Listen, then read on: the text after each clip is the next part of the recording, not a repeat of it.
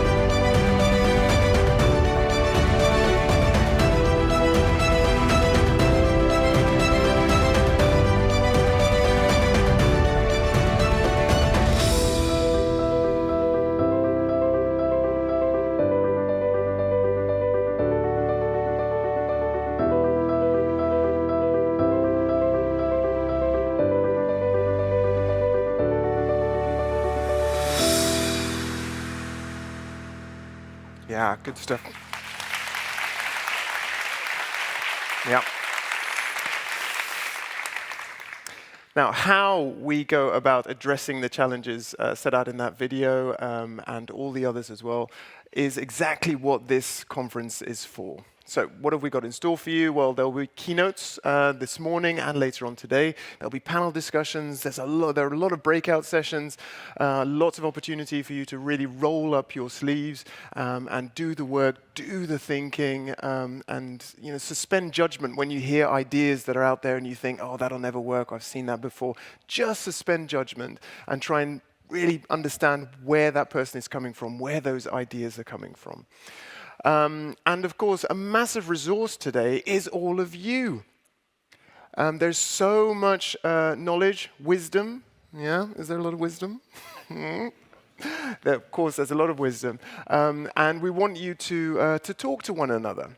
All right, talk to people that you do not know. Today could be the day that you meet your ideal, I don't know, the person who sparks off a great new creative idea, business opportunity, your mentor, a mentee, just a new friend, or karaoke partner, could be even a dream karaoke partner. So do talk to one another. And because that is so important, talk to people that you don't know, I'm going to give you 90 seconds to shake hands, say hello to someone that you don't know, and I'm going to give you the opportunity to discuss or think about one particular thing, which is, what do you think is the biggest obstacle to achieving true inclusion, LGBTIQ plus inclusion in the workplace? What do you think is the biggest obstacle? Okay? Your 90 seconds starts now.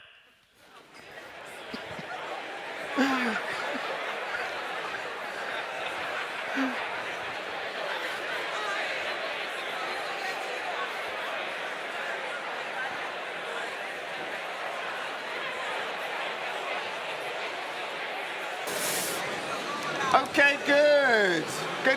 Good. Well done. Oh, lovely. Good. And shh. Lovely to see everyone getting really engaged.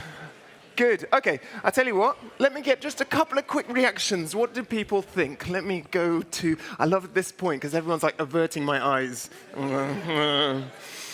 What did you... Hello? You two are still chatting. We stopped. Yes. We stopped. What did you two talk about? Standing up? Would you mind standing up? No? You don't have to. Please no? That's begging me. You're begging, no. Okay. What did you talk about? What's your name? Kanisha. Kanisha? Yeah. What did you guys talk about? What do you think is the biggest obstacle? Did you consider that question? No, we didn't consider. We were actually introducing ourselves. Oh. Actually, like, what do you do? Like, what do you do for your company? And specifically about the question, obstacles, specifically engagement. Yeah. So engagement on all levels. How do you get people to actually see it as a problem and see a solution or come up with a solution? Yeah, real buy-in on that. Yeah. What do you have any ideas about how we can address that engagement? Well, we were talking just now about engagement at reaching management levels. Engagement should be at all levels, right? So grassroots management level, in between, cross. Everywhere. Up, down, just left, talk to each right, other. Yes. Spinning round. Yeah, absolutely. Let's take one more reaction. Who had something interesting? Yeah. So, oh, geez, I'm going to fall into your lap. I'm sorry, I got too enthusiastic. What's your name? Marcel Bregman. Okay, and did you get round to the question about obstacles? Well, there was a difference. My colleague over here is working in a commercial company, and I'm working at the NGO. Mm-hmm. And there's a different point of view. I'm in the middle of the hurricane of seeing what happens, and she's in the middle of what happens. So there's a difference between blue collar and white collar. Yeah. Is it really two different worlds, do you think? Do you guys speak the same language? Is that a problem? We try to. It's always the difference of education when you're in a company that is actively trying to push that culture into the company rather than it being just ingrained in the NGO that you were talking from your perspective. So it's just the bigger question around education and so many different forms of education you have to have for different levels of understanding. It's the biggest challenge that we find, I think. Fantastic. Okay, thank you very much for those insights. Both kind of different sides of a similar coin when it comes to engagement. Good. There'll be lots more of those conversations going forward. It is now. Oh, before I introduce the first speaker, just some practical things like the Wi-Fi password. I don't know. Actually, do we even? I don't know what the no. Pretend I didn't say that. I didn't say that. Turn your phones onto silent. No garish Beyonce ringtones today, please. Okay. I've already turned mine off. So phones on silent. Fire exits are somewhere. Just follow me. I'll be running out. I will be sprinting out first. All right. I don't even need this. Why am I holding this? Okay. It's my pleasure to invite our first speaker to the stage, who will probably be a familiar face to many of you. He is the Executive Director of Workplace Pride. Please give a warm round of applause to David Pollard.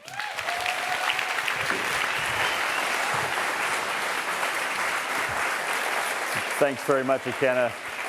Thanks very much. I tried to warn him a little bit. We're a lively group, aren't we? Yeah, so I think it's a great start to the conference. So pleased to see you all here. And a lot of work has gone into this, but we have a lot more work today. So I'm glad that you're all going to be engaged. I wanted to look back just briefly and also look at the very good things that we've seen from our community in the last couple of years. You know, Workplace Pride has grown by 82% in the past 2 years.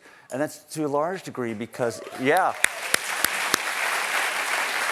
But it's to a large degree because there's a real need to work on LGBTIQ plus workplace inclusion.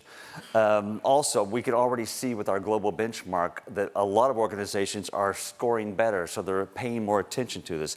And just last week, the Dutch government signed the Declaration of Amsterdam. Yeah. A very big step in the right direction for the public sector as well to look at this topic. However, there are danger signs everywhere, and I don't need to tell you, a lot of you this. Look at Florida in the United States, the Don't Say Gay, banning of books, Tennessee, trans legislators being thrown out, Uganda, the such draconian laws put into place where people are being hunted, people from our community are being hunted. Hungary, of course, organized campaigns by the government to further marginalize LGBTIQ plus people. And even in this country, even in the Netherlands, there are increased incidences of hate and bullying. All of these issues have an impact on the workplace. Our members and all of our employees, we're also in these places. It impacts us. It impacts the workplace. So my question to all of you that I would like you to think about today is, are we doing enough? Are we doing, well, there's supposed to be a slide, dramatic slide, but there we are. Are we doing enough? I mean, ask yourself as you go through the various breakout sessions and networking, are we actually doing enough? You know, where are these tracks of change actually taking us as we go forward in the future? Today we're going to hear from all types of organizations, corporate, public sector, civil society organizations, academia, and the LGBTI community LGBTIQ plus community is in all of these places as well. But together, we can identify the main points that we need to cover, the issues, and together we'll determine the way forward. Thank you very much and have a great conference. Dave, 1 second.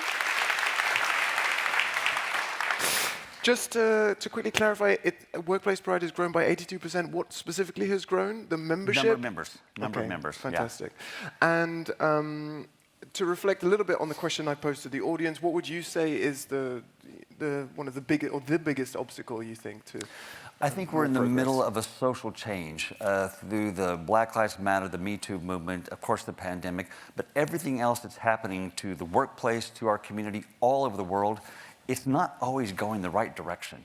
So it's being aware of the fact that workplaces are definitely impacted by these topics, and then we have to do something actively.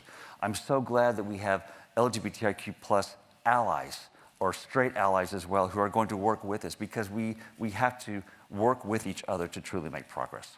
Okay, thank you very much. Yeah, great. Thanks, Dave. Yes.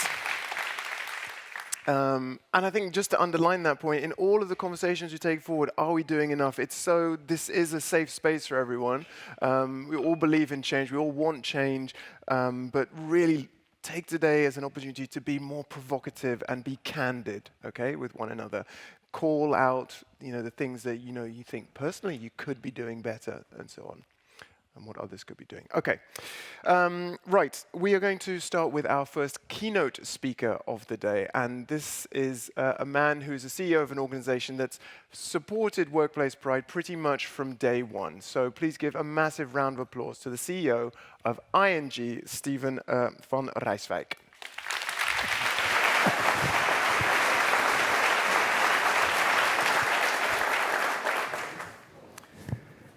Thank you very much. It's an honor and a pleasure to be here.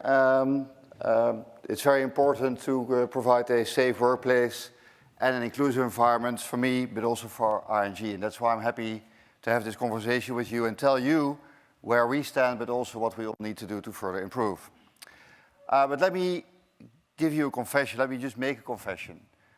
I don't have the answers on all the questions that are raised. I'm a leader of a big organization, and therefore, as a leader, I have a responsibility to provide a safe environment so that people can achieve and bring out their best. I am a business leader who believes that having a fair workplace and having a safe workplace in the end also means better business. And I'm a person who believes that a fair society means a better society. We've all had different experiences through who we are and also what we went through. And as a result of it, people are different. And I am a cisgender, male, white, Dutch, highly educated, heterosexual. I am from a group that is the majority and that has had a lot of privileges. And of course, people will then note the book and the author Joris Luijendijk, so I'm sure that I will tick all the 7 boxes. So I'm right up there, that's so I'm good. But to be honest, I also don't quite understand what it means to have all these privileges. And although very much I relate to people who don't have these privileges, I for sure don't understand how it is not to have these privileges. I don't know how it is to feel different than somebody else. I don't know how it is to be told that you're different than somebody else. And I for sure don't know how it is that you have to hide a fundamental part of who you are or who you love. So I have to learn. And so we all have to learn, and not only by saying this is a safe place and this is an unsafe place, but also about the process, how do we get there? And I'm learning about what it is to have inclusive behavior, inclusive language, the do's and don'ts, but also as an organization, what do we need to change in our processes? What should be the tone at the top when we talk about this? That's what we all need to learn. And I'm also learning from my colleagues. One of the colleagues, Sophie Jekmans, here you are. She's a colleague of ING, but she's also a board member of Workplace Pride. And in January, we had the ING concert. That's an annual concert. 1,500 people gather in the concert hall in Amsterdam. And after the concert, that's more the serious part, then people go dancing. And I was dancing with my wife on the dance floor. And I'm grabbed by Sophie.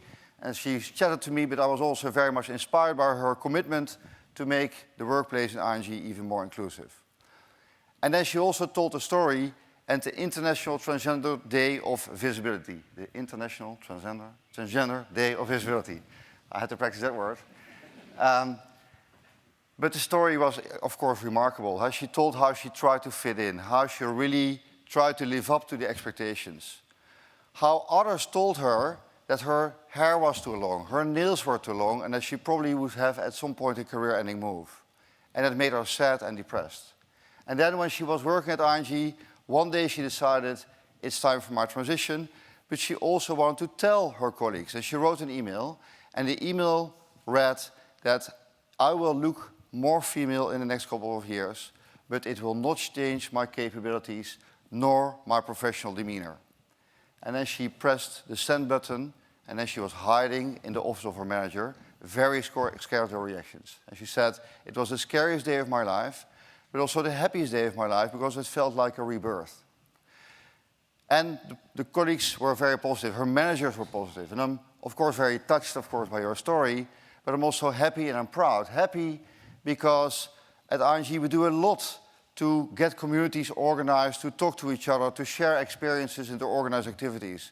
We're also proud that we have a diversity and inclusion strategy and belonging strategy, and that, at least based on her story or Sophie's story, it seems to pay off.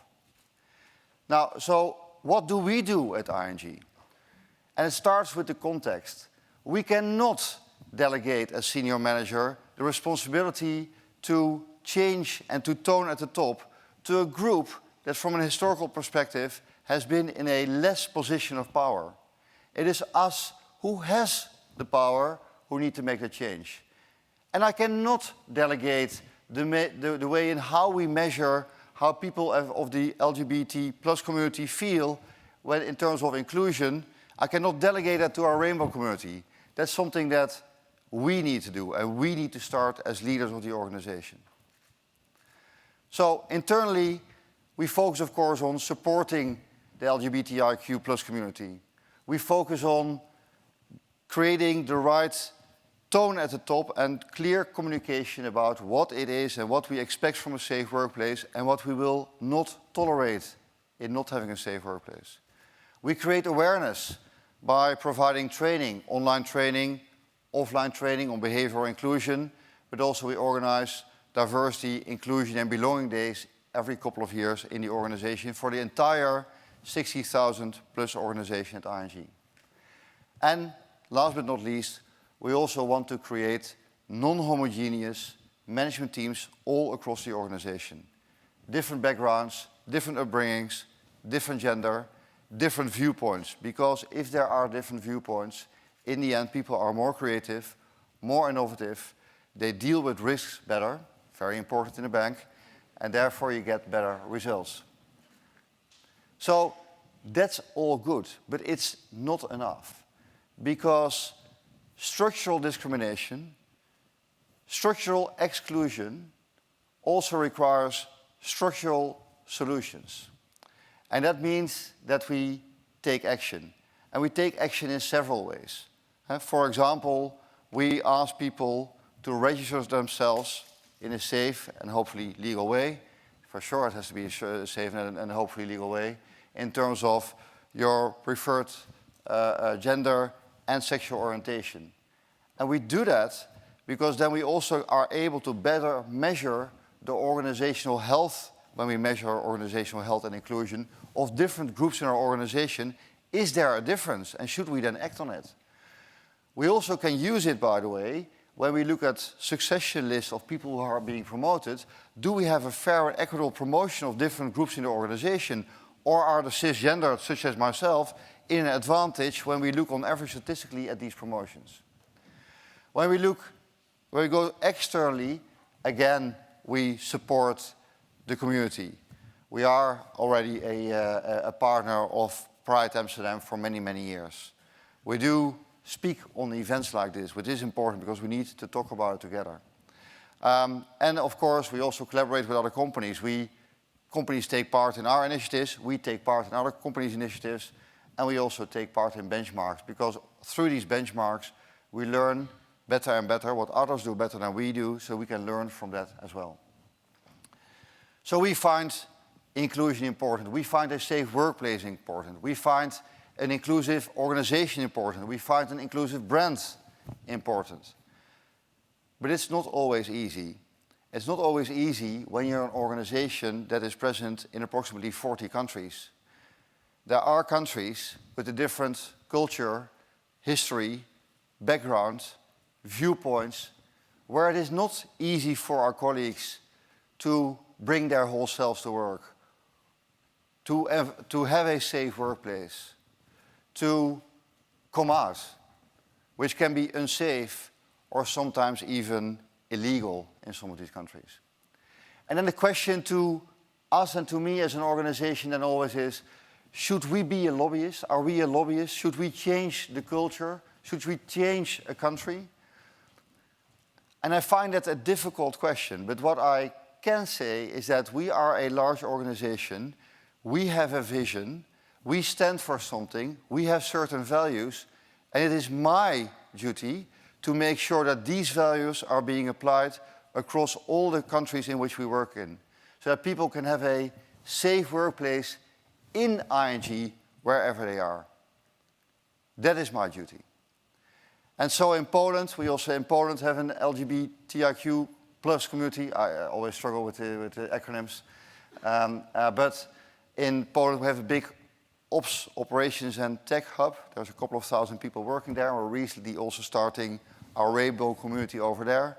And it works very well because one of our colleagues said, look, in Poland, and I told just about culture, heritage, background. It's not easy, said one of the colleagues, to walk hand in hand, he said, with his partner outside on the street.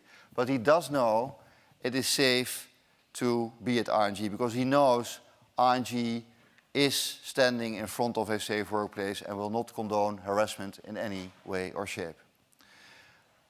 They're also working in Poland with NGOs to try to change view of society. So there a little bit of the lobbyist function comes out, and also to show the values and vision that we as ING have, because that's what we stand for, and we want to stand by that, and that's what we want to do now and going forward. So where do we go from here?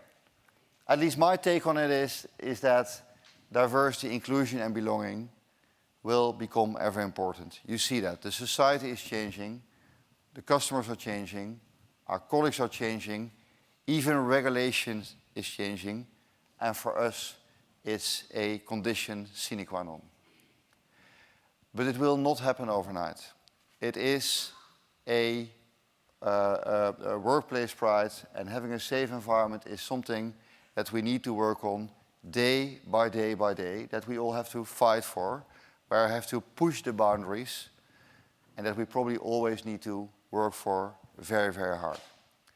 And that's why we need to continue. We need to communicate, like events like this, which is fantastic, where people can share experiences, and also between public and the private sector, and I think the very nice atmosphere that you brought in the room to just also on a person-by-person basis share experiences, so we can learn from each other, like I am learning.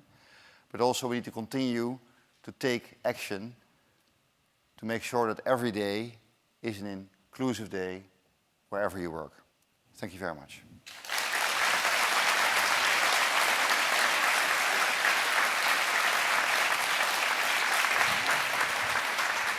Okay. Thank you very much, Stephen. What do you think? I mean, it's clear that ING is really embracing its role as a corporate leader to provide an inclusive workspace. But sector-wide, corporates in general, what could supercharge progress? Well, look, I mean, in the end, big corporates have a role to play, and big corporates are heard. And I think what big corporates can do is to actually set the tone at the top and actually set the example. And I just talked about, let's say, more difficult countries, and also in more difficult countries, basically show what we stand for, what our views is, and actually put our values also in our workplaces can mean a big change also in those countries. So. Yeah. Being, let's say, a public ally to the LGBTIQ community, and therefore set the tone and set the example, can have an impact not only in other organizations, but also in countries. Yeah. Public ally, it's hugely important. And I want to push you a little bit on what you said about, you find the lobbying question difficult. How far do you think how far would you be prepared to take that? Does it mean saying no to clients? Have you ever done that, for instance? I don't know whether we've said no to clients, because I mean, I don't know whether that conversation as such in our, well, let's say the economic and social responsibility elements was a topic for us, or that came up as a topic. But for sure, when we go to certain countries and when we work in certain countries, we want to make sure that our employees can work in the safe environment based on the values and the views that we have. And if that's not possible, that would be, for me, be a limitation to actually work and ask our people to work in a certain environment. Yeah, okay. Are there any questions in the audience? This is your opportunity, thank you. Don't push me too hard, guys, it's 9 o'clock in the morning. Oh, let's push. Perhaps you want to stand up, do you mind? Oh, yeah, no. Yeah, what's your name and where are you from? Charlotte. Charlotte, And I work at Adyen, and I wonder, how do you work together with other big organizations? Like, I mean, for example, in the Netherlands, ABN AMRO, Rabobank. Like, are there any collaborations happening there with regards to changing the workplace? Thank you. Yeah, and that's, by the way, that's not only about the LGBTIQ community, but there we work also in Workplace Pride, and there we share experiences what we can do best. But we also, for example, work on areas like diversity, in this case gender diversity, where we do see that, for example, entrepreneurs in this country, when you're a female entrepreneur, it's much more difficult to get the same financial means than it is when you are a male entrepreneur. So we're also looking at what are, and we talked about should we change tone at the top, but also should we change processes. What are the reasons in our processes that in the end, also let's say in the way we approach female entrepreneurs, it is the case that in the end male entrepreneurs get much more money from banks than female entrepreneurs. And that also goes for, in this case, the LGBTIQ community. When we are talking about our hiring processes, how can we make sure that from the outset, when people try to come to get a job, but also when they are appraised or when talents are being defined, how can we make sure that we de-bias, let's say, our processes to make sure everybody gets a fair opportunity? And Stephen, another question for me. How big a problem do you think tokenism is, or performative allyship?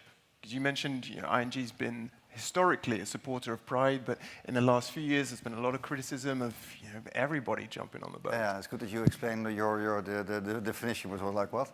Oh, sorry. But no, but it's good, it's good. No, just simple words, short sentences, then I will understand it.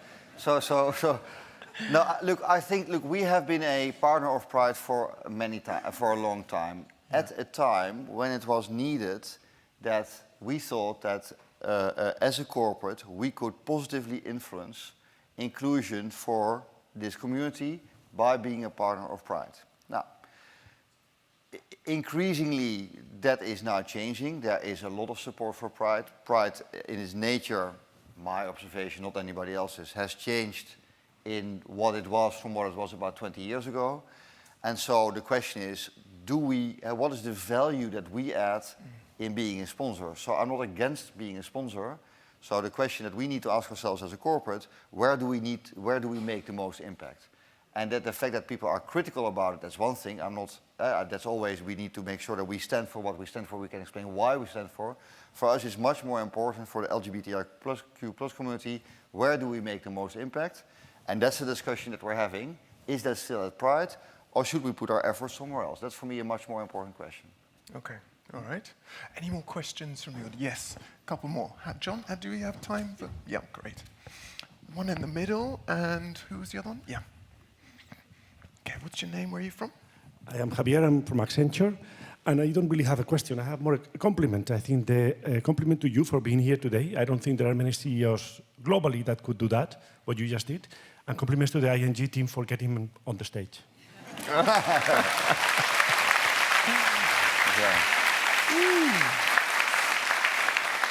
Okay, I'm going to do something I don't usually do, which is get rid of the mic.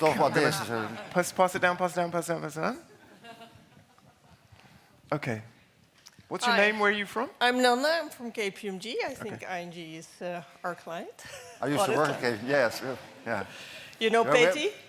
Sorry? Our client. Oh, he's a very difficult guy. I know. I work with him. So he's sitting next to my office. So. I have a question. Do you have a specific LGBTQI recruitment policy? Yes. So, well, not recruitment policy, but we have changed our processes and many policies, and I forgot to mention that. But we have changed our policies whereby we make LGBTIQ+ explicit in the inclusion of policies such as the HR policies. That's what we have, yeah. But more importantly, we talked about that just in the 90 seconds that you and I talked to one of the colleagues, because it is full with IG people here. It's like I'm at home. But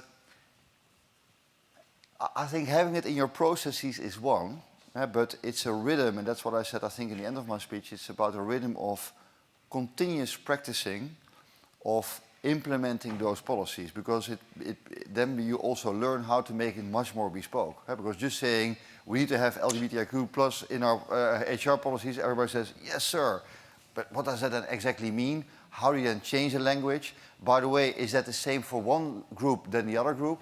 So you need to refine that along the way. So practicing it all the way and learning and being more aware of these biases, and also more, I would say, smaller and intrinsic biases will help us to get better. So this is not like, oh, we've done it in our policies, we're done. It's just not how it works.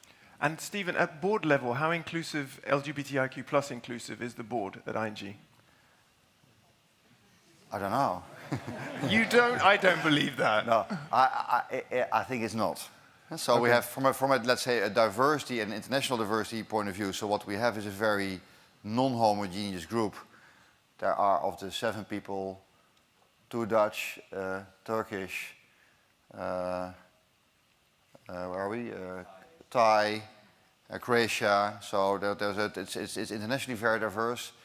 It's relatively diverse, 2 women, 5 men, so we can be a bit better. But it's not, let's say, LGBTIQ diverse. But to be honest, that's also why it's good that we start to measure it in our systems, because then you can be much more active. And it was the same with diversity, gender diversity. When I started at ING in 1995, the first course I got was a 3-hour gender diversity course. So how are men and how are women? And after the 3 hours, I thought, okay, apparently I'm a woman in terms of... so there is a lot of talk about it. So let's talk about it. We have to, yes, gender diversity. But there is then... and then when I came to as a CEO a few years ago, I said, okay, and how gender diverse are we now at all the levels? Still the same as 25 years ago. Nothing had changed. And I said, a bit jokingly, look, I'm completely done talking about gender diversity. And everybody, what? We have to talk about it. I said, no, what I mean is, as of now, I'm going to put targets on it to make sure that we act on it. So it sounds a bit corporate, but if it remains only too wishy-washy and too fuzzy, we never get to a place where we make it better. So in the end, I set targets to it. And then people say, but you're against meritocracy.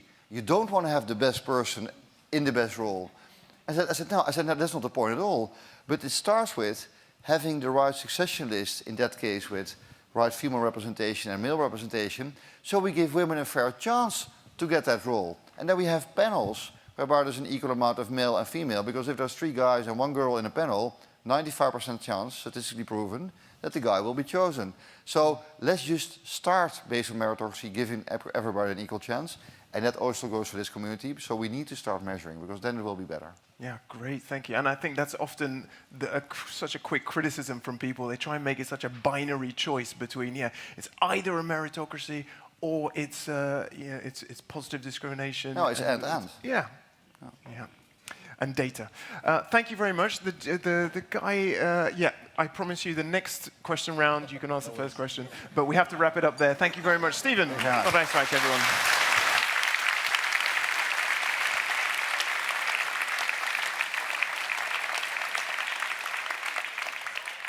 Okay, we're going to move swiftly on to our next keynote speaker, who, amongst other things, is going to give us a little bit of a glimpse into the future of workplace pride. Please give it up for the Director of Research Alliances at IBM, Erica Weber.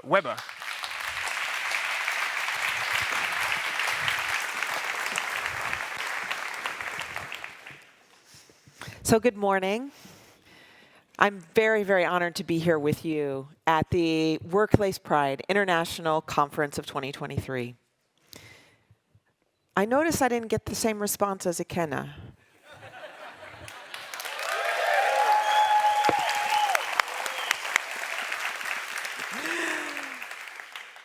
As the co-chair of our Global LGBTQ+ Executive Council, I think about many of the issues that we'll discuss today all of the time. And so I gave a lot of thought to what did I want to speak about this morning? And it is this. Intersectional inclusion is the next leg of our corporate DEI journeys. It is a must-have for organizations that intend to outperform and create the strongest business outcomes, and company LGBTQ plus councils and employee resource groups and allies can lead the way. I'll share my thoughts today on where we've collectively been in the corporate DEI journey, why intersectionality is an important topic now, and some of the steps that our companies can take to create intersectional inclusion. But I think it's very important to start with a very simple question. What is intersectionality?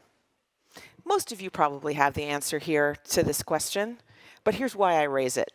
In 2017, at the IBM Out Executive annual gathering, where we plan our vital few initiatives for the following year, I raised as the topic intersectionality. And the question I was greeted with was, what is intersectionality? And actually, it was a very, I think, honest and appropriate question, and very much reflected where we were at the time in corporate DEI awareness. So let's talk a little bit about what intersectionality is. And I want to pay homage to the creator of that term. And the creator of that term is U.S. professor, attorney and professor Kimberlé Crenshaw. She coined the term in 1989, and she coined the term to describe the reality that legal protections against bias, the legal standards of bias, which were on the basis of discrimination against a single protected class, actually were insufficient to protect against discrimination, the very specific and unique discrimination for people who have multiple protected classes of identities. Since then, the word has escaped from the academic and the legal realm and has actually come to mean the experiences of people with various overlapping identities, of various overlapping marginalized identities. So with that understanding of intersectionality, let's go back to the corporate DEI journey. In the last 20 years, or let's just say the first 20 years of this century, corporations have really moved and been on a path. And they've moved from a place where there was a focus on compliance with the equal rights and protections laws of the nations and the states in which they operated. This focus was a focus on avoiding the negative impact on the bottom line of not complying with those laws. And so over these last 20 years, there's been actually a movement, all right? And companies and corporations are all along the path of this transition, but a movement over to a focus on the business case and leaning into the business case for diversity, which is really a focus on the positive impacts on the bottom line of diversity. Now, I do want to point out that this shift, that LGBTQ employees, leaders, and importantly, allies, have actually led the way.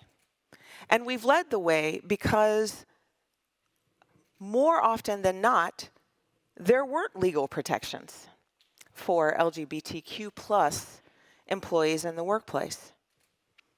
The laws didn't exist, and in many countries, the laws still don't exist, and in some cases, quite the opposite. So what did that leave us with? That left us with only the business case for diversity as the rationale for advocating in our companies for equity and inclusive policies for our LGBTQ plus employees. So an example of the business case for diversity overall. Companies that have the highest level of diversity, ethnic diversity, in the executive ranks have 36% more profit than companies that have the lowest levels of ethnic diversity in the executive ranks. That's nothing to sneeze at, right?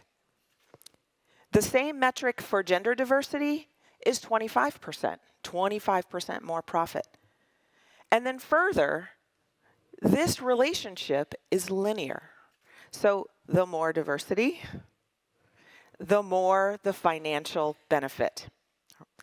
These numbers actually come from McKinsey in their 2020 Diversity Wins report.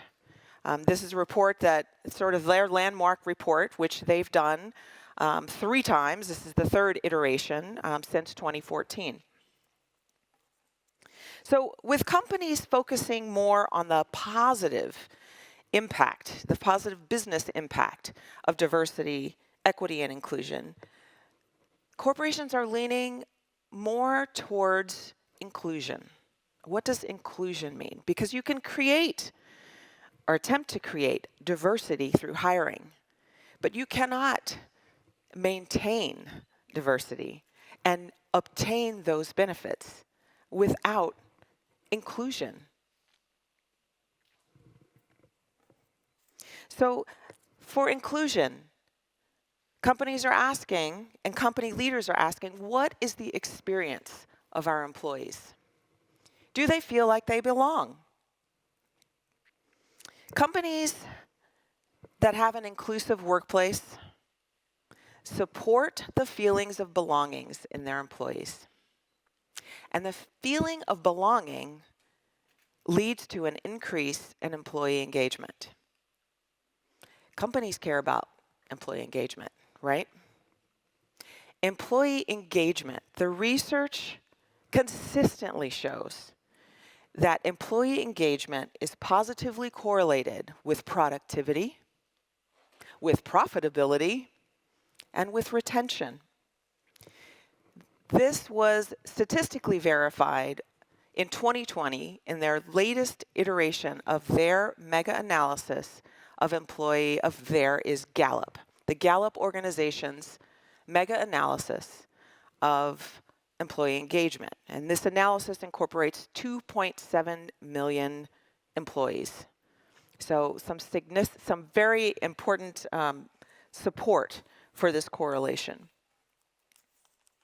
So as companies consider belonging increasingly, this is where they're beginning to lean into intersectionality and intersectional inclusion. Because employees show up with their intersecting identities. When I showed up at IBM, I didn't just show up as gay. I also showed up as a woman. And I also showed up as a black person. And these differing aspects of my identities are inextricable. And the experiences that I have in the workplace and out, but in the workplace, are also inextricable. Employees who are able to bring their whole self to work, not needing to check any aspect of their identity at the door, are the most productive and the most creative and the most engaged. And that is the why, and that is the now of intersectional inclusion. And so let's talk a little bit about the how of intersectional inclusion. So the how of intersectional inclusion is actually very new, and it's still being developed. And if there's anyone here who is part of a company that is excellent and very advanced in intersectional inclusion, please come find me and talk to me, because I really want to learn from that experience. But to my knowledge, it's actually quite new. And companies have started, some companies have started that process, but it's quite new. I think it's actually safe to say that what got us all here in the corporate DEI journey is actually not going to get us to the next place that we need to go. We're going to need to be quite creative, and we're going to need to create new education and new policies and new actions in order for our companies to create intersectional inclusion. So at IBM, we're actually in the early years of that as well. I've got nothing to brag about, but I will say that we've started the process. I can see it myself. So we have an annual, as I'm sure many companies do, we have an annual inclusive culture required training. And in that required training, we have sexual harassment training. And in the sexual harassment training, what I've noticed over the years is that it's starting to look a little more intersectional.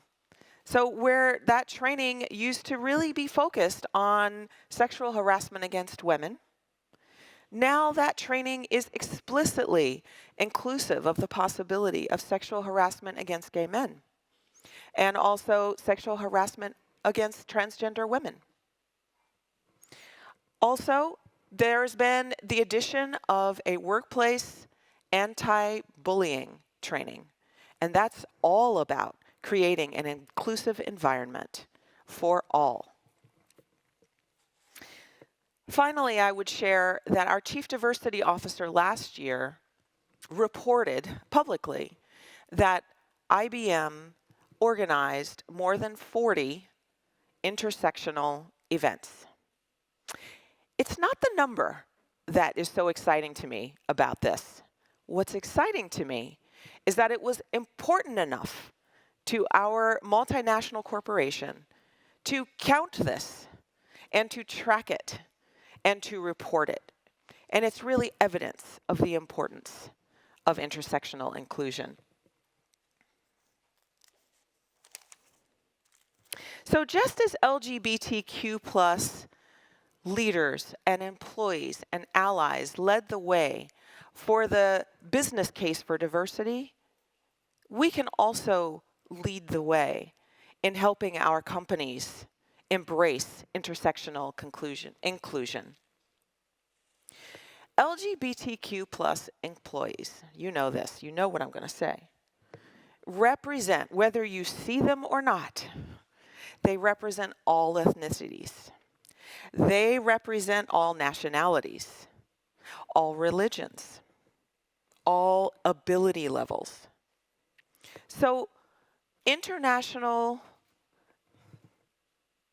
and intersectional inclusion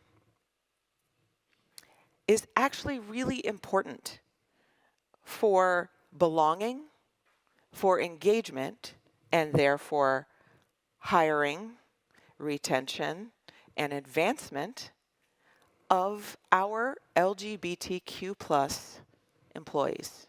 It's critical. So I encourage all of us and our companies to take an action in 3 areas towards intersectional inclusion. 1, consider employing a company survey of your employees. And in that survey, specifically ask about their feelings of belonging and of inclusion and of diversity. Take the results and be sure to analyze those results based on both the single identities of the respondents, but also on the intersectional identities of the respondents. This will give insight on where to start if you haven't started already. Also, use existing human resource data to do a similar type of analysis and determine improvement areas for your company. If, for example, you are a leader in promoting women, look at the group of women that you've promoted. Does that group of women reflect the population in terms of ethnicity or in terms of diverse abilities or nationality? These are some of the ways. It's like taking a double click on some of the single identity work that your company is already doing, and in some cases, companies are already excelling at. And then third, raise the visibility of intersectional identities.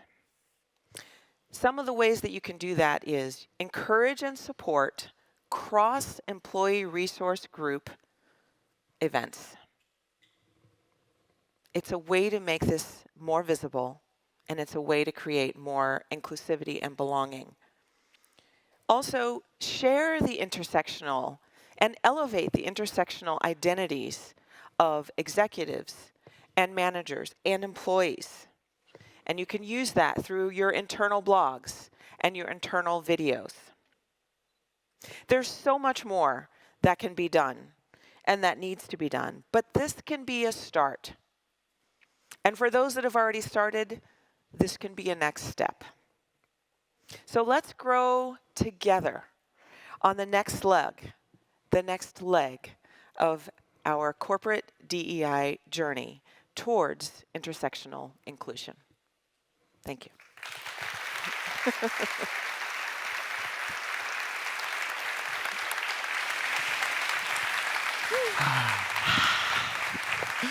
Thank you very much. Thank you very much, Erica. I'm curious, is there anyone in the audience who feels like they've got something to share on intersectionality with Erica? Maybe their organization has taken part in one of the surveys, for instance, or there's a lot of visibility for intersectionality? No? Any yeah, at the back? I'm going to need that mic, I'm sorry. Unless you have a question first, because I did promise you. You do? Okay, I'm coming to you next, okay? Go, I did promise. Keep my promises. So this is Eduardo from Nike. I was wondering, because you mentioned the 2020 report from McKinsey, Diversity Wins, and how can we, because the numbers speak for themselves, so how can we avoid the employees, the colleagues, and the public in general to perceive that there is being like a monetization of their rights? Because eventually those rights that we are defending are the ones that are bringing money to the companies. Well, I have so much to say, but I'm going to limit it to what we really wish, what I really wish, I'll speak for myself, is that companies and corporations would do this work because it's the right thing to do. Full stop. That's what I really wish. All right? But companies and corporations exist for a reason. And they exist to create profit, especially public corporations, right? Profit to shareholders. So the numbers and figures that I shared with you are really about ensuring that there's no confusion on the part of decision makers within the company. It's less about going out to the public and saying, woo, this increases 36% increased profit. It's really about going to my CEO and saying, you have got to do this. You've got to do this, because if you don't do this, your competitor's going to do it, and they're going to make 36% more profitability than you. So that's what, for me, that's what the business case is about. It's about, in the absence of doing it because it's the right thing to do. It's about human rights. That's why it's the right thing to do. In the absence of that being sufficient, the business case is critical. Yeah. Okay. Yeah, absolutely. Your mic, by the way, just need to bend your mic a little bit this way. Okay. Yeah, okay, right at the back. Hey. Hello. Oh. Are we on? Is this my, have I turned it off by accident? Okay. Thank you. Hi, I'm Fraser from Clifford Chance in Amsterdam. It's a big law firm. My old firm. Ah, okay. I just wanted to say that this topic has come up over the last few years, and we haven't actively, externally done anything about it. We've talked about it internally. The good news is, from our side, is that for, I think, about 15 years, we've had a very active LGBT group, but now we also have a race equality group, for example. We have a gender parity group, we have a disability group, and these things didn't exist, to be honest, really in a structural way until a few years ago. And now gradually the groups are beginning to talk to each other and finding out how do we take the next steps, because we don't want to just operate separately from each other. And I'm really excited about it, you know, as you can see, personally, about this development. So I just wanted to share that. So Thank you so much for sharing. Yeah. I love it. I love to hear that. And it's critical, because what we start to understand is that there are people at your company who stand in multiple of those communities. And so understanding what that means for them, even when they can just see it, right? They may not self-identify, they may not be out. They may just look like a person with brown skin, or, right, someone of a particular, you know, obvious religion. But when they see the work that you're doing, that's what creates that sense of belonging. And that's what creates that employee engagement, and on into those wonderful financial benefits. Yeah. And role models, so powerful. Yes. You know, I know from a personal experience now that I'm more comfortable being vocal about my blackness in meetings with clients, I see literally how empowering it is for younger people on Zoom calls or in reality to also be like, well, actually, yeah, I think that's a problem too. I think we should do. It's wonderful to do that. It's so rewarding. Okay, you have a question, sir. Yep. What's your name? Where are you from? Hi, I'm Ajay, lecturer at the Delft University of Technology. I've been dealing with intersectionality for the past 1.5 years. Okay. And very recently, I started realizing like how to convert the intersectional things into the policies, how to make concrete policies for the universities in all the universities around the world. And share. We're all on the edge of our seats. I don't it's have like all this the secret answers. formula or something. I don't have all the answers at this point of time, but maybe you could share some of your experiences with respect to like how long will it take to achieve the intersectional thing in the... But before we do that, can you share what has worked for you in terms of translating it from idea and theory and data to a policy? Yeah. The very first thing what we are trying to do is the same, like conducting surveys to understand the belonging of all the intersectional people, and then moving forward with the one. So the data convince the powers that be, the decision makers. Exactly. Okay. Yeah. All right. Thank you. Well, first I'm going to want your card so that I can learn about this, the policies, right? The translation into policies.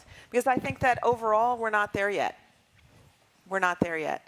So I really shared with you some of where we're at with intersectional inclusion, and what I really wish is I could stand here and say, well, at IBM, we've done this, that, and the other around intersectional inclusion. But as I said, we're early in our journey. So I actually think that what you've just shared is fairly advanced, right? It's the not just taking the survey or the, addressing the issue, but actually beginning to translate it into policies that support intersectional inclusion. Okay. Okay, thank you. 2 more questions. Yeah, would you like to stand up? Hello. I guess I still have to introduce myself to some people in the room. Marion Mulder, former board member of Workplace Pride. The one observation I have about intersectionality is back in the day when I was working with David at ING, we had all of the different networks. And one of the things I've learned, the ground rule, though, is when you think about sharing, that you have to think about it, are we sharing love or are we sharing pizza? Because if you're sharing pizza, it means everybody, if someone else gets a piece of the pie, you get less. So if the feeling isn't there that you can share it as love, which means, if you share it, it multiplies.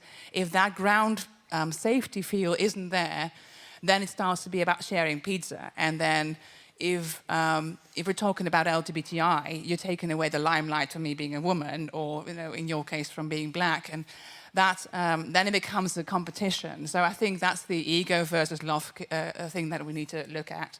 And the second observation is or thought that came up with me is the moment everybody's talking about AI and data. Basically, what struck me is in the past we were talking about data sets. So the women data sets, the male data sets, we're now talking about algorithms, which means the complexity of mixing it all.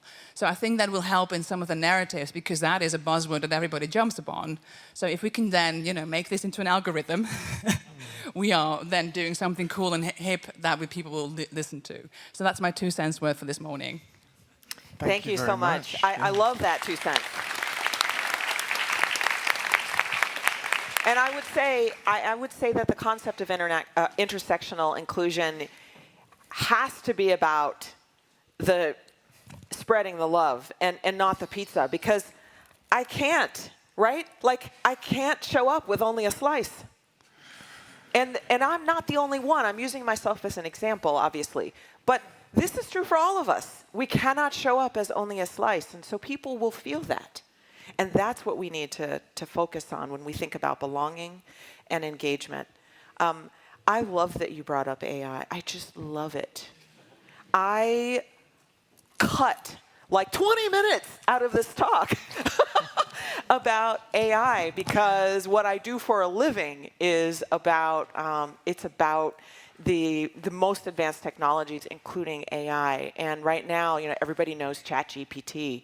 And many other types of models, but that's based on a technology called a foundation model, large language model, which I thought about this. So we got to talk later, but we can apply this technology to situations where we actually have relatively sparse data.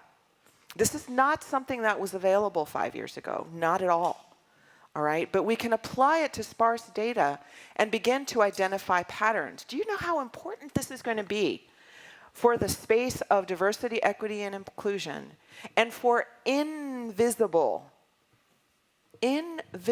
identities, such as sexual orientation, or gender identity, or you name it, but also for intersectional identities, right? Because the numbers just get smaller and smaller.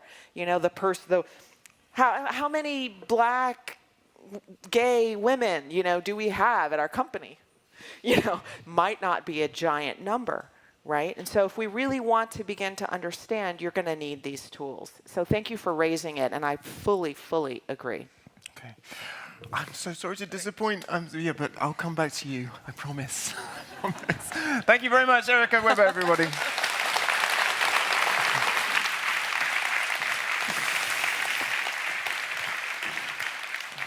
Okay, our final keynote speaker of the morning is someone who's lived, breathed, worked through a lot of the issues that we've talked about so far on stage. She's an incredible entrepreneur as well. Please give it up for Ellen Janssen.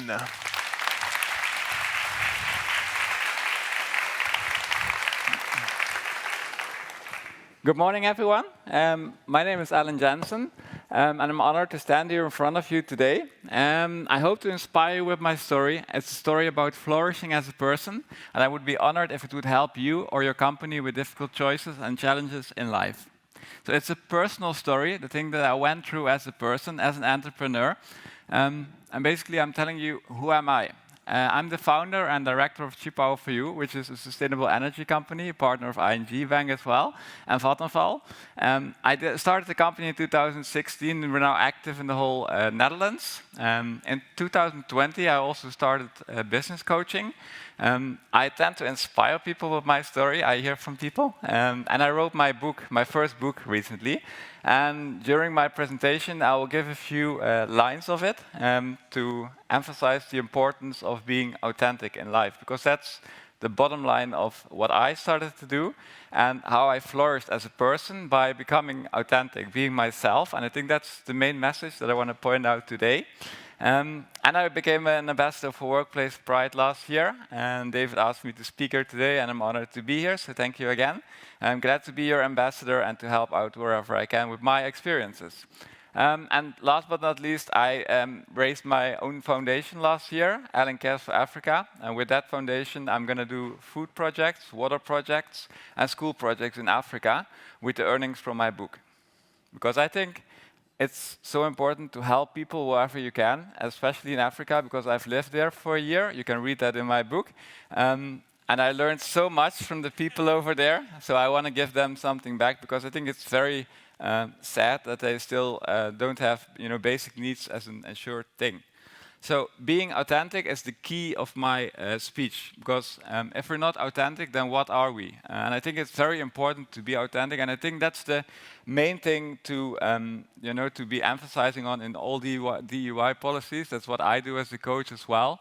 And I think the most important as a person to always follow your heart, because your heart is your compass in life. For a long time, I followed another path than the path that I should have been following. And it really nearly killed me, to be honest. I went into a depression in 2020, and I had a very rough time. And when I see what happened to me once I started following my compass, my heart, that's the thing you see right now. And I'm so happy by doing that. And that's why I love sharing my story now with people, because I think it's very important. And being authentic and following your heart, following your compass can make you flourish as a person enormously. And it even flourished my company, because we grow like enormously over the last 2 years since I transitioned. And it's amazing, because I was so afraid to start my transition in 2020. I thought it would really kill all the things that I achieved with my company, so it was very difficult for me to start doing that. So that's why I love to inspire other people now to take their journey and become their own hero, because I think everybody can be their own hero in life. I think it's important that we are all Oscar winners in our own life. We have to win the movie that we play in, and not just be a figurant, but we have to be the main actor in our own life, because we have only one opportunity, people, and often we are on a hill and we think we're already at the top, but then I think there's so much more to be gained as a person or as an organization. I think that's wonderful, also what you told just now. And I think it's very important to emphasize on all the gains we can still have. And I love to contribute to that in companies as well as a coach, because that's very often it's scary to leave a certain point where you are, but it's so rewarding when you then grow as a person or as a company. So I love to do that. And I think there are 2 reasons why persons or organizations often fail in their success. And I want to do some readings from my book. On the first part, it's the definition of luck that we have, or happiness. I want to read it out. During my days with the Maasai, because I lived in Kenya for a year, I quickly learned what an extraordinary people they are. By our standards, they live a very simple life. Many would even consider them impoverished. But based on my experience, I can say that these people are far from being poor. In my opinion, they live in pure wealth. After all, you feel a continuous state of mind of happiness when you talk to them.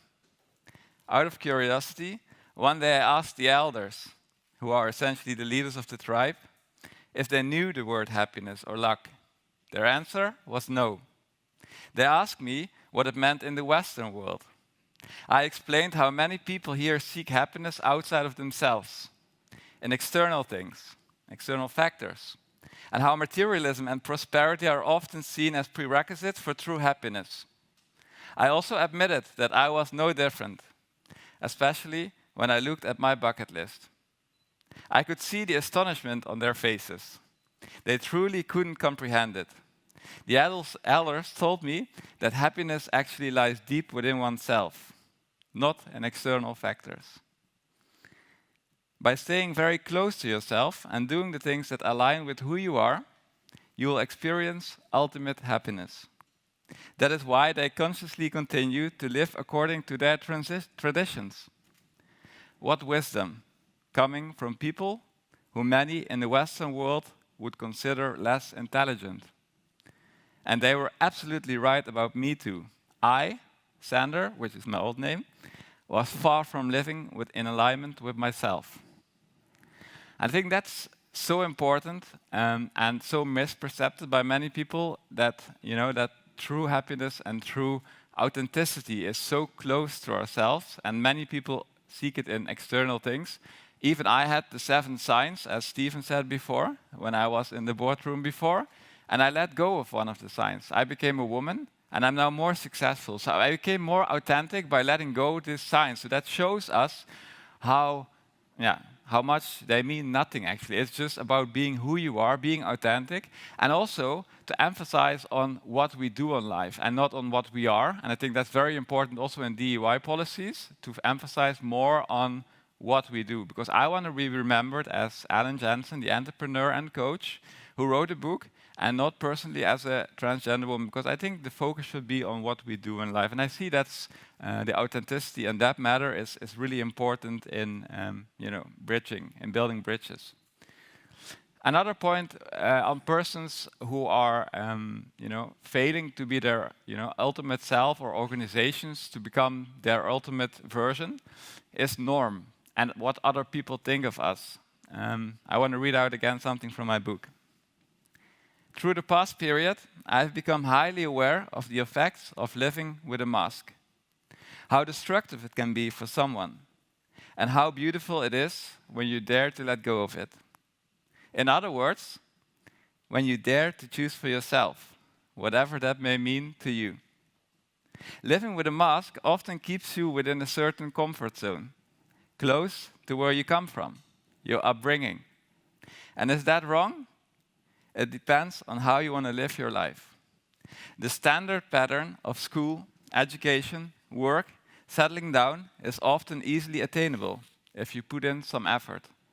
And yes, unfortunately, this standard pattern still includes living within your biological gender and being in a heterosexual relationship. It often involves working for an employer while you may dream of having your own business. All these aspects belong to the Western norm that we have collectively grown accustomed to.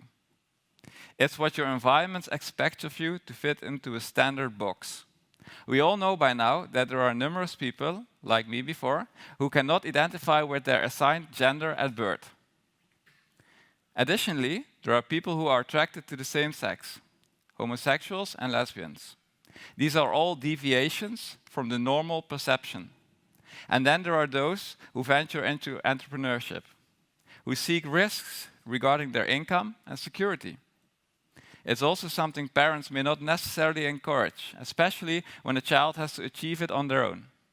And of course, it's challenging. I speak from experience. As an entrepreneur and a transgender individual, I've experienced what it means to step outside of the comfort zone. Was it easy? No. I think my book has made that very clear. The pressure from society to conform to the standard expectations is still deeply ingrained in today's society, despite all the attention it receives. Deviating from it is still not an easy step, even if you feel like you have no choice. Has it led me somewhere? I dare say it has. Today, I feel I can take on the world. Giving lectures to groups, appearing on television, photo shoots, nothing frightens me anymore. Once you've confronted yourself, a whole new world literally opens up to you. The world called freedom. The world outside your comfort zone. So,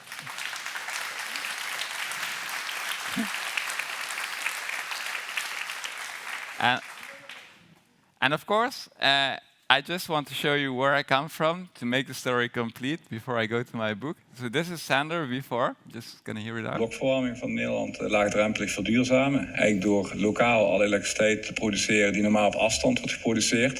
En eigenlijk alle restwarmte die normaal verloren gaat in die productie nuttig te gebruiken eigenlijk voor het pand te verwarmen. So that was in 2018 or 19, just a little while ago. And as I said before, I wrote a book. It's going to be released on the 17th of June in the Dominicanenkerk in Maastricht, and then it will be in all stores in the Netherlands and Belgium. And it was a very emotional process to write my book because I relived my whole process again. I went through everything again, and it was, well, one hell of a ride, I can tell you. And I just want to, as a final thing, I want to read out my prologue to you so you can have a glimpse of the transition process that I went through. What a wonderful feeling, walking down the street as a woman radiating with pride, equipped with a new way of moving, physical characteristics, and above all, a feminine aura.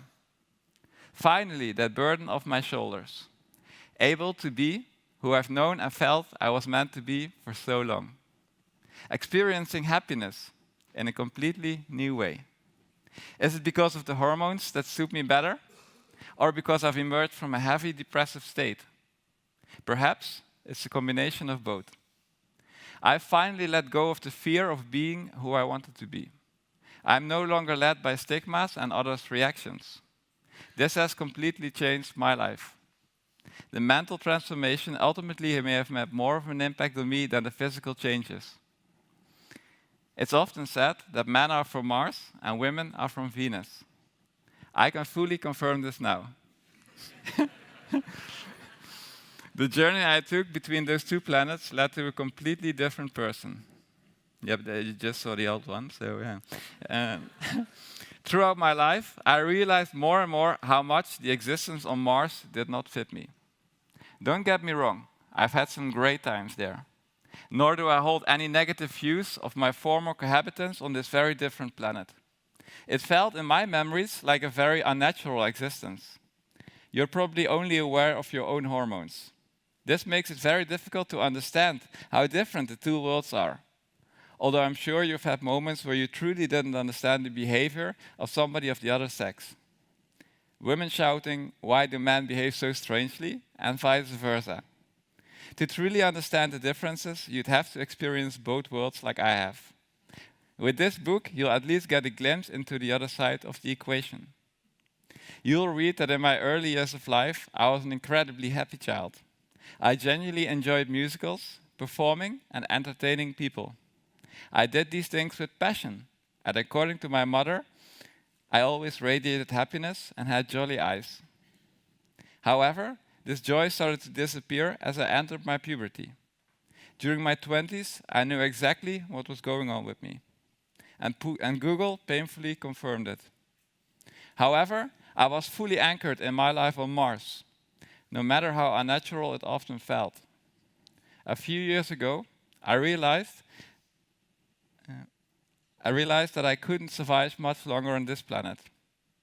Until that moment, I always thought that I could manage my feelings by pursuing my bucket list.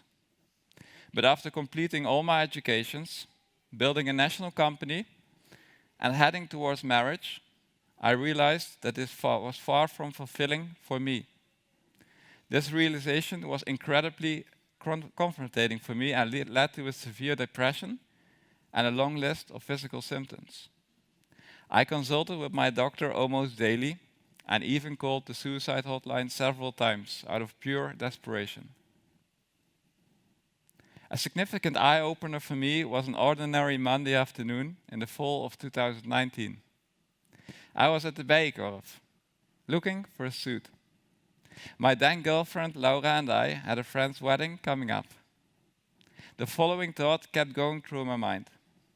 Another suit, do I really have to?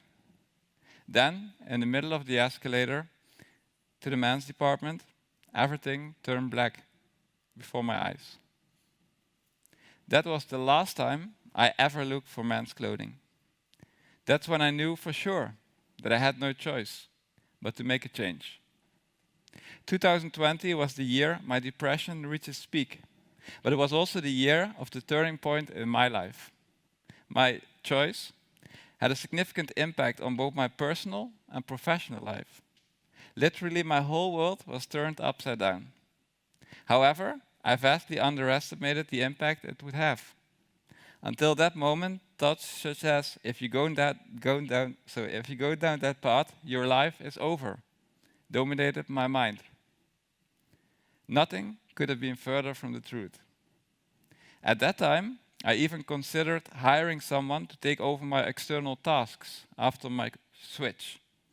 It's crazy to think about, especially since I now go more outside than ever and achieve even more than I did before.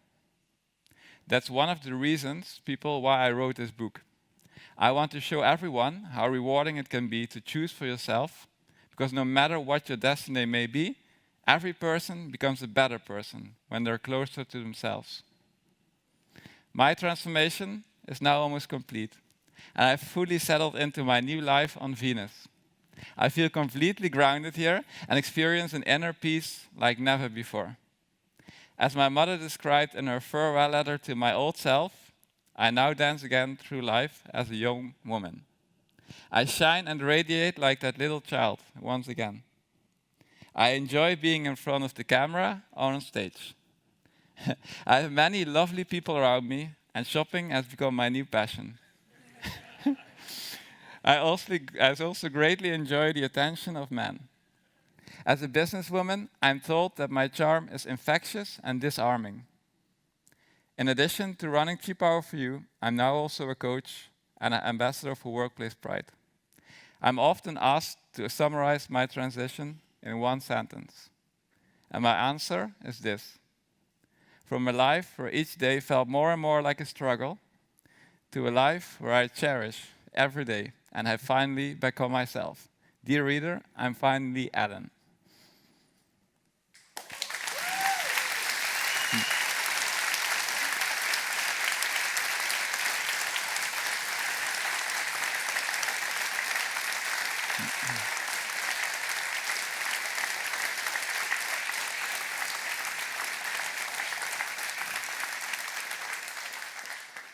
Thank you so much. It really touches me. Many people also say that I inspire them nowadays. What I just want to finalize with is, for me that's very difficult to understand because I'm just a girl who followed her dreams. So I want to tell the same to all of you. Always keep following your dreams, believe in yourself, and never give up. Because everybody, when they follow their compass and follow their hearts deep within themselves, they can achieve everything. So do that, never give up. Thank you so much.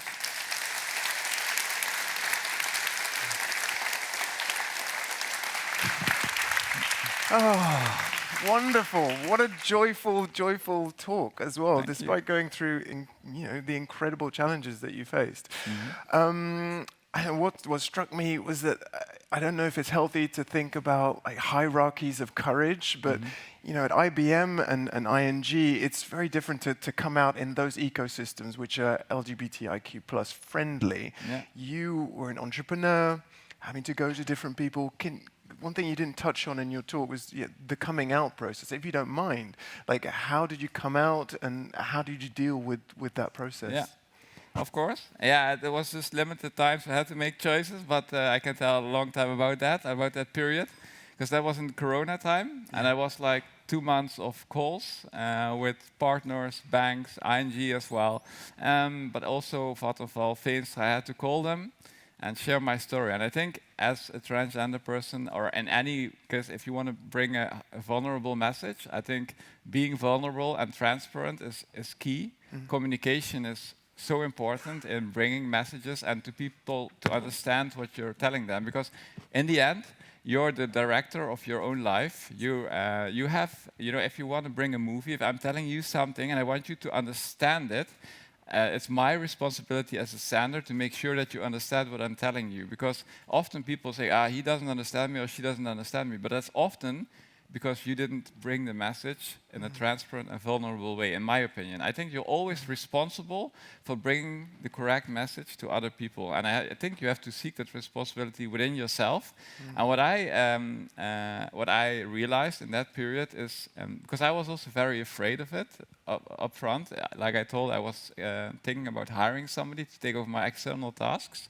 But then I realized how, talking it like that and spreading the message in the way I just described, how it worked out. And when you open up to other people, they open up to you as well. Yeah. That's what So I you felt realized. supported. Even the And I biggest imagine- alpha males, because I was like in the boardroom with these CEOs as we just saw on the stage, and also within Vattenfall and Veenstra, and you really see them becoming quite small if you open up. And that was an eye-opener for me as well. Yeah. Because I had like the 7 signs, so I was feeling, like the Joris Luijendijk book, I was often feeling already like, okay, why do I have these privileges? I didn't feel comfortable with that.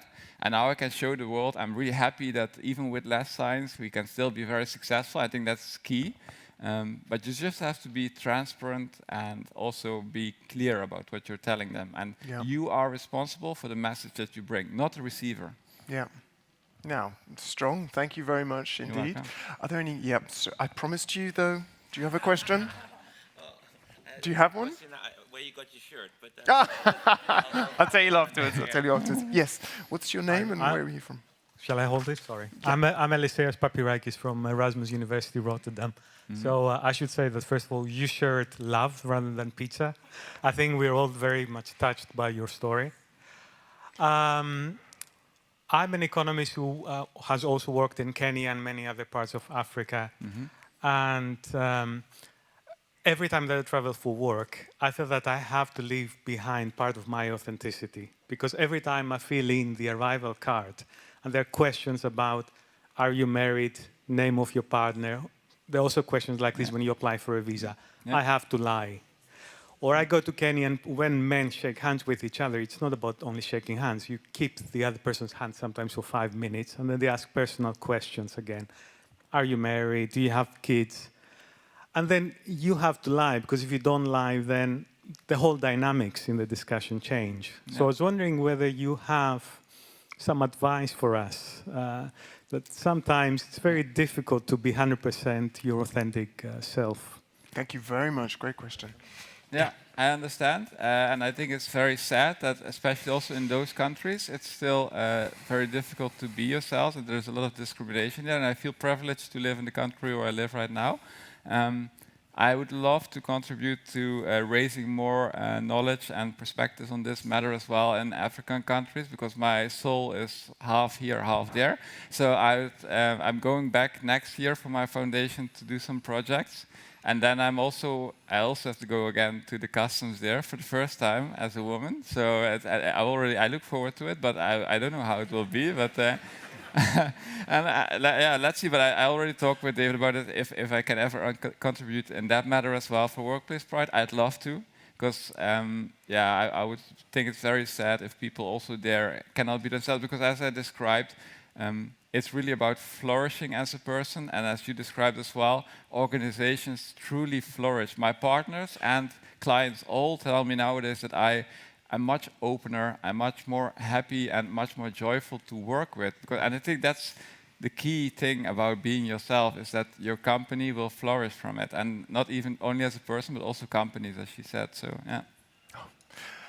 But just to follow up, just briefly, I mean, we ended our last question with, it's really important to be honest, to own it and be transparent. And but this is someone who doesn't feel comfortable doing that quite yet. Taking that extra step and owning it, and then dealing with the consequences afterwards. Is there anything you can say specifically about that, or does everyone just need to do it at their own time, or take small steps? And I think you all feel when it's time to do it. I think everybody needs preparations mentally to be there, to own it, to spread the message that you want. Also for me, that took me over 15 years. So I wasn't always that confident as I am nowadays. I started, like when I was in my 20s, I was so insecure about this. I didn't even dare to talk about this with my parents, as you'll hopefully all read. And but then during the years, I had to gain more and more confidence in spreading the message. But it's a process. Yeah, I think the whole life is a process of identifying more and more with yourself, seeing where your compass wants to lead you, and you will feel it. Like I showed in the movie with the mountain. As soon as you get on the right path, you'll feel that, and your heart will tell you that you're on the right way, and you get so much more energy. Because I 2-3 years ago, when I just ran Cheap Power for You, I was like working 40-50 hours at least a week, but I was so tired at the end of the week. Now I do that, and I added some things like you saw, and I'm working like 70-80 hours and never tired. Yeah, I'm always. So I feel like the message is that when you're ready, but maybe there are moments you can pick to speak out more about who you are, but you have to be. And I think it's very important to seek, a coach or talk with people. I think that's very important, because talking always brings out your feelings, and you can make them more acceptable and smaller in your mind. So even when there seem like big obstacles, talking about them makes them smaller. So I think it's also very important. Never take any challenge or change by yourself. Okay, now we have to leave it there. I don't know if you know, but Ellen's written a book. Oh, really? I don't know if it's available outside. She's probably got a bunch in her bag. No, I'm teasing. Thank you very much. A big round of applause, please, for Ellen Janssen. Thank you.